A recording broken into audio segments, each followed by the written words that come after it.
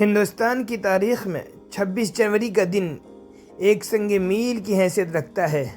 یہ وہ دن ہے جب ہمارا ملک ایک مکمل جمہوریہ ریپبلک بنا۔ ہر سال یہ دن پورے ملک میں انتہائی جوش و خروش، حب الوطنی اور قومی وقار کے ساتھ منایا جاتا ہے۔ یہ دن ہمیں یاد دلاتا ہے کہ طویل غلامی کے بعد ہم نے نہ صرف آزادی حاصل کی بلکہ اپنا دستور آئین بنا کر دنیا کو اپنی خود مختاری کا پیغام دیا۔ بھارت نے 15 اگست 1947 کو انگریزوں سے آزادی تو حاصل کر لی تھی، لیکن اس وقت ملک کا اپنا کوئی مستقل قانون نہیں تھا۔ ملک کو چلانے کے لیے ایک ایسے ضابطۂ اخلاق کی ضرورت تھی جو تمام شہریوں کو برابر کے حقوق دے سکے۔ اس مقصد کے لیے ڈاکٹر BR امبیڈکر کی سربراہی میں ایک کمیٹی تشکیل دی گئی جس نے دنیا کا سب سے طویل تحریری آئین تیار کیا۔ 26 جنوری 1950 کو یہ آئین نافذ ہوا اور اسی دن ہندوستان کی ایک جمہوری ملک قرار پایا۔ اس دن کی اہمیت اس لیے بھی زیادہ ہے کیونکہ ہمارا آئین ہمیں درج ذیل حقوق فراہم کرتا ہے۔ برابری کا حق، ہر شہری قانون کی نظر میں برابر ہے۔ اظہار رائے کی آزادی، ہر شخص کو اپنی بات کہنے اور سوچنے کی آزادی ہے۔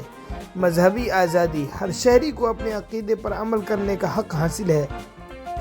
ووٹ کا حق، عوام کو اپنی حکومت خود منتخب کرنے کا اختیار ملا۔ یوم جمہوریہ کی سب سے بڑی تقریب ملک کے دارالحکومت نئی دہلی میں کرتویہ پتھ پہلے راج پتھ پر منعقد ہوتی ہے۔ صدر مملکت قومی پرچم لہراتے ہیں، جس کے بعد عظیم الشان پریڈ ہوتی ہے۔